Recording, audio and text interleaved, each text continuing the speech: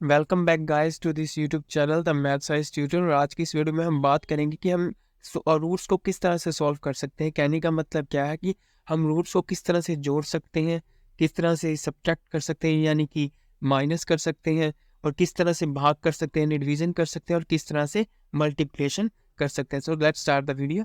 सो सबसे पहले हम बात करते हैं रूट्स के जोड़ की यानी रूट्स एडिशन की।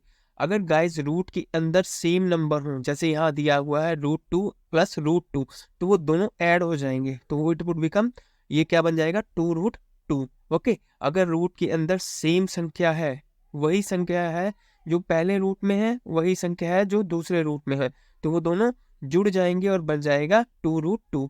अब आगे बात करते हैं। मान लीजिए जैसे अब रूट के अंदर तो संख्या सेम है, लेकिन इनके सामने जो है वो संख्या क्या है, अलग है, तो ये दोनों संख्याएं जुड़ेंगी। जैसे 2 + 7 कितना हो जाएगा, 9, और √5 एज इट इज आ जाएगा, तो यानी 2√5 प्लस 7√5 क्या हो जाएगा, 9√5। ओके, अब इससे आगे बात करते हैं। अगर गाइस अगर रूट के अंदर संख्या सेम ना हो तो ये एज इट इज उतर जाते हैं। जैसे √7 है प्लस में √3 है, तो ये एज इट इज √7 प्लस √3 उतर जाएगा। अब हमें पता चल गया कि रूट्स में एडिशन कैसे करनी है। अगर रूट्स में नंबर सेम है तो सीधा सीधा ऐड हो जाएंगे। जैसे √2 प्लस √2 है तो इट वुड बिकम, ये क्या बन जाएगा, 2√2। और अगर मान लीजिए रूट के अंदर संख्या सेम है और इनके आगे जो नंबर है वो डिफरेंट है, तो पहले वो नंबर जुड़ जाएंगे और उसके साथ वो रूट आ जाएगा। जैसे 2√5 है और 7√5 है, 2 + 7 9, आगे √5। ओके, तो इस तरह से ऐड कर सकते हैं। अगर रूट्स में संख्या सेम नहीं है तो ये एज इट इज उतर जाएंगे। जैसे √7 प्लस √3 है, तो ये क्या रह जाएगा, √7 प्लस √3। ओके गाइस, तो इस तरह से हम एडिशन कर सकते हैं यानी जोड़ कर सकते हैं रूट्स का। ओके, आगे बात करते हैं हम रूट्स के सब्ट्रैक्शन की यानी रूट्स का घटाव या माइनस करना।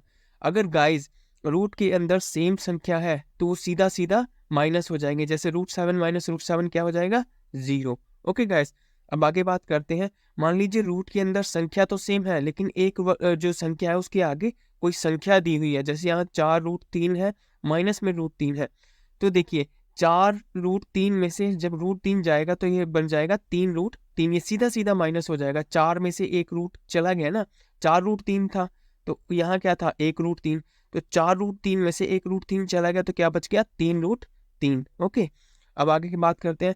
अगर मान लीजिए गाइज रूट के अंदर संख्या सेम नहीं है, यहाँ √5 है और यहाँ √2 है, तो ये एज इट इज उतर जाएंगे। यहाँ क्या आ जाएगा, √5 माइनस √2, तो ये फर्दर सॉल्व नहीं हो सकता, तो इसको एज इट इज उतार लेते हैं।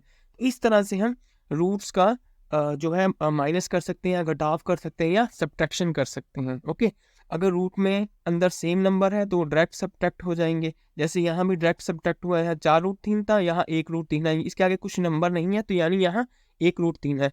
तो 4√3 में से जब 1√3 जाएगा तो इट वुड बिकम, ये क्या बन जाएगा, 3√3। ओके, इसी तरह से जब रूट के अंदर संख्या सेम नहीं होती है वो डायरेक्ट उतर जाती है, एज इट इज आ जाती है। जो संख्या यहाँ दी है वही संख्या यहाँ आ जाएगी अगर रूट के अंदर नंबर सेम नहीं है।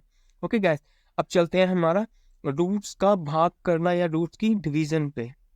अगर मान लीजिए √2 को √2 से डिवाइड करना है, अगर रूट के अंदर संख्या सेम है तो ये डायरेक्ट कट जाएंगे और क्या आ जाएगा, 1। ओके, अब आगे बात करते हैं।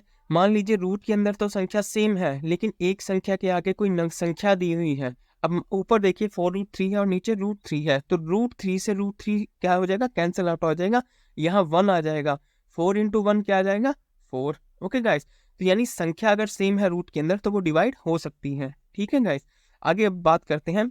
मान लीजिए रूट के अंदर संख्या सेम नहीं है, अब ऊपर √3 है नीचे √4 है, तो ये एज इट इज उतर जाएंगे, √3/√4। एक बात और गाइस यहाँ भी ध्यान रखने वाली है कि हम कभी भी नीचे रूट नहीं रखते हैं। इसको सॉल्व करने के लिए हम इसका रैशनलाइजेशन कर देते हैं। रैशनलाइजेशन एक अलग टॉपिक है, तो इस वीडियो में हम उसको डिस्कस नहीं करेंगे।